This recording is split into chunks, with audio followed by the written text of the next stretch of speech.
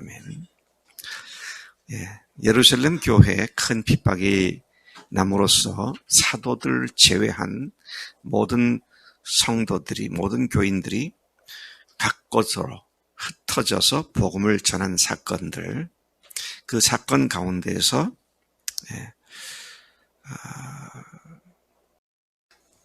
사마리아에 가서 복음을 전한 빌립의 사역의 사례를 들어서 어제부터 계속 말씀을 하고 계시죠. 오늘도 빌립의 사역은 계속되고 있고 그에 관한 이야기가 에피소드로 전해지고 있습니다. 특별히 오늘 그는 자기가 특정한 사람을 목표로 간 게 아니고 저주의 사자가 자신은 전혀 예상치도 않았지만 엉뚱한 곳으로 가라는 말씀에 무조건 순종한 결과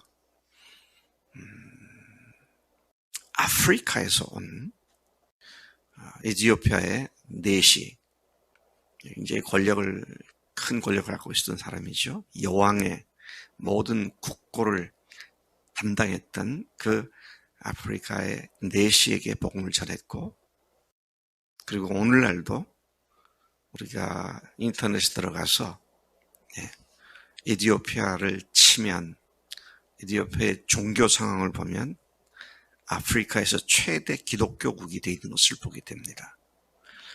한 사람의 묻지 않고 그냥 순종한 결과가 훗날 아프리카 대륙에 복음을 편만하게 전파하게 된 에티오피아라는 나라를 만들게 된 그런 결과를 가져온 것을 오늘 성경 말씀에서 보게 되는 것이죠.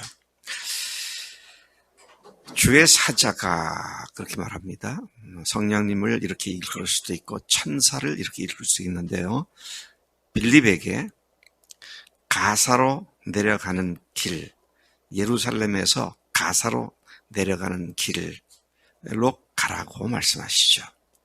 지금 예루살렘에 있지 않고 빌립은 사마리아에 있지 않습니까? 지금 사마리아에 있는데 사마리아에서 남서쪽 방향으로 가사가 있죠. 요즘 가자 지구에서 지금 전쟁이 한참 진행되고 있는 바로 그곳입니다. 가사 같은 지명입니다. 그런데 지금 예루살렘에서 북쪽이 사마리아고요. 그래서 예루살렘에서 가사로 내려가는 길로 너는 사마리아에서 출발해서 거기로 내려가라. 그렇게 말씀하신 것이죠. 자, 그래서 빌립은 순종을 합니다. 우리가 생각할 때 거기는 광야인데요. 왜요? 왜 거기를 가라 그래요? 뭐 하려고요? 그렇게 하지 않고 주의 사자가 말씀하니까 네 하고 내려갔다. 주님 앞에 왜요란 말을 우리가 하면 안 돼요. 네 그래야지 왜요? 옛날에 우리 학교 직원 하나가 누가 왜요? 그러니까 왜 일본 사람들이 요를 찾느냐고. 왜요? 왜요? 왜요란 말이 아니라 네 그렇게 순종하는 것이 우리가 살 길이다. 이 생각을 다시 한번 해보게 됩니다. 자, 그가 내려갔을 때에 거기에 일단의 무리들이 때를 지어서 내려가고 있는 것을 만나게 되죠. 가만 보니까 병거를 타고 수레를 타고 가는 사람이 범상한 사람이 아니에요. 가만 보니까 일국의 높은 고관의 행렬인 걸 알게 되죠.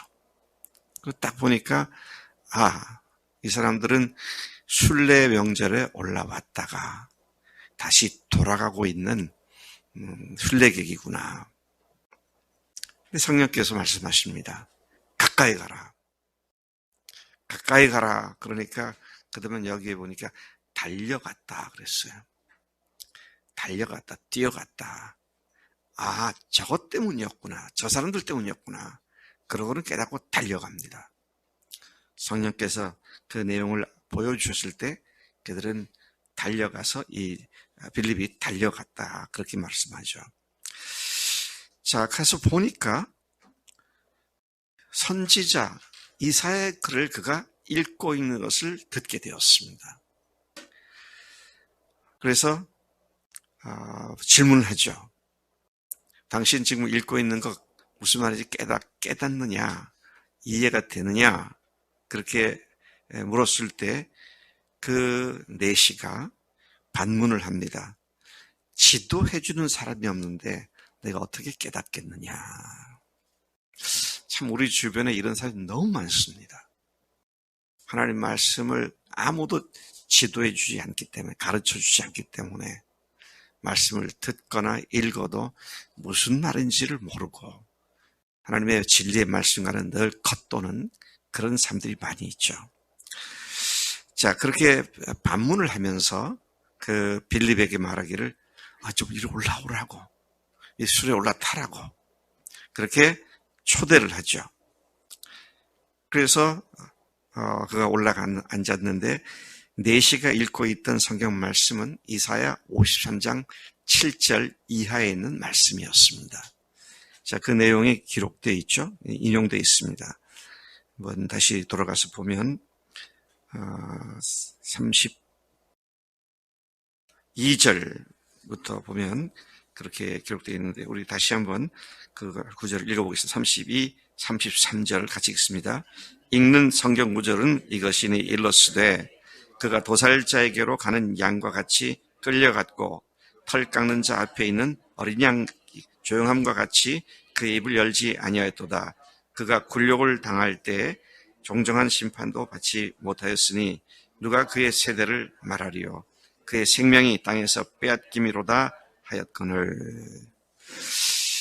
자, 이 내시가 읽었는데 이건 이사야 글이죠. 근데 거기 내용 보니까 그가 억울한 재판당하고 도살장에 끌려가는 양같이 털 깎이는 yar같이 아무 말도 하지 않고 그런 그가 죽임을 당했다.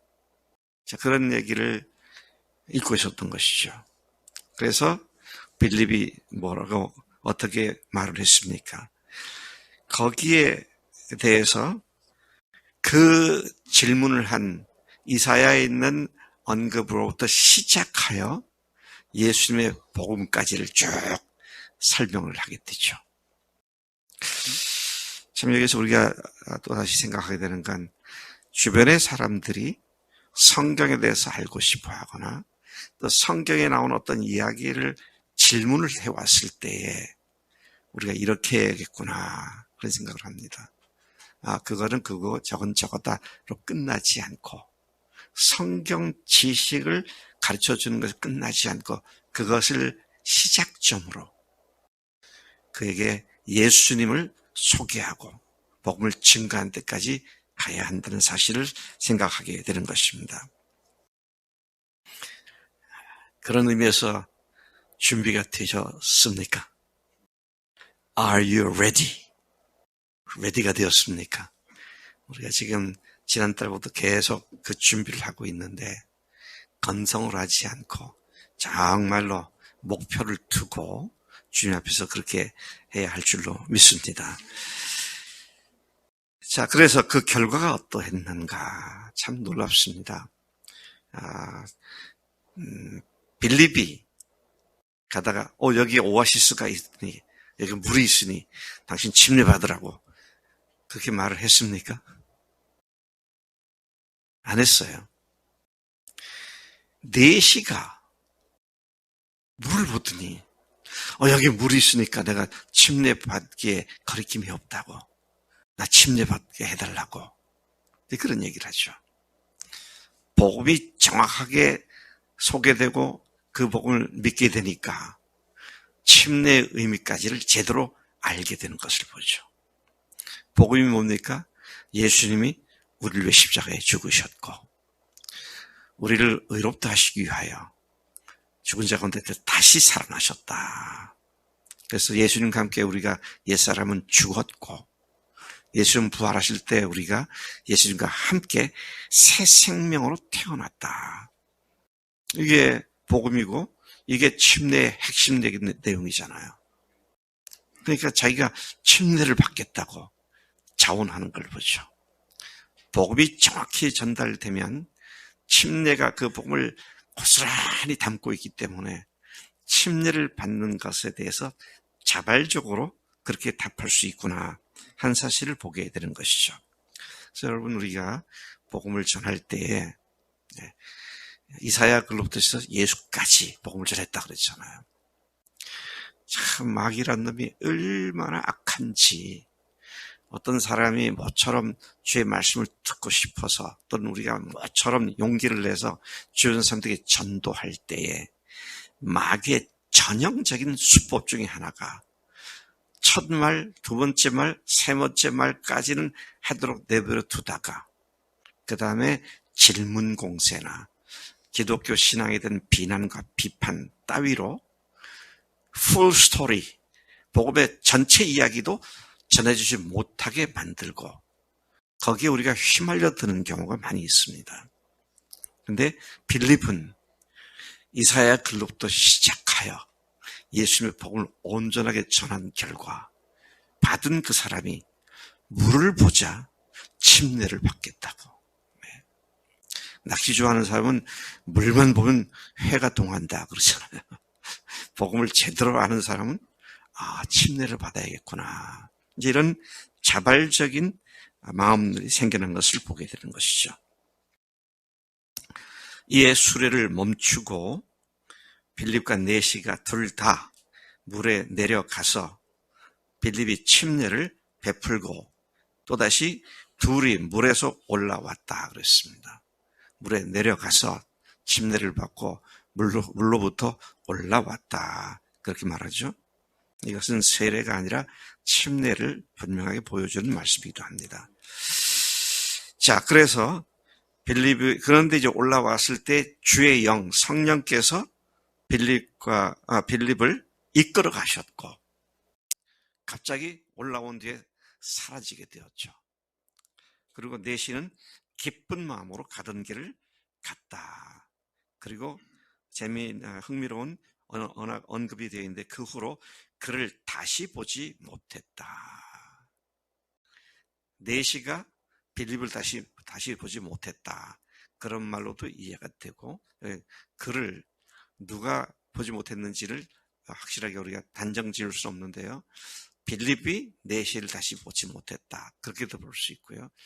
후자로 본다면은 에티오피아가 오늘날 기독교 국가가 될 수 있었던 단초가 되었던 빌립의 순종은 빌립은 그에게 복음을 전한 것뿐 그 내시가 돌아가서 그것의 복음을 전한 결과가 그렇게 많은 열매를 맺게 되었다는 사실을 주목하게 됩니다. 여러분, 전도하는 일은 우리가 하는 일이고요. 믿고 그가 영적으로 성장해서 사역하게 되는 그 일을 주도하시는 분이 성령님이시다. 그래서 저는 한때 많은 목회자들, 또 저도 그런 생각을 한 적이 있는데 전해가지고 예수 믿어서 양육도 못할 거, 사생아만 낳는 거 아니냐. 그러니까 전도해서 양육하지 못할 사람은 전도할 필요도 없다. 그런 생각도 했었어요. 근데 그 뒤에 것은 내가 다시 만날 수 없는 사람이라면 하나님께 맡기고 우리가 할 일은 복음을 전하는 일. 이것이 우리가 마땅히 할 일이다라는 것이죠. 자, 이와 같은 일이 있고 난 뒤에 여전히 빌립은 그 지역 일대를 돌아다니다가 서쪽 그 지중해 바다에 있는 가이사랴까지 복음을 전하는 일을 계속했다라는 말로 오늘 말씀이 마쳐지죠.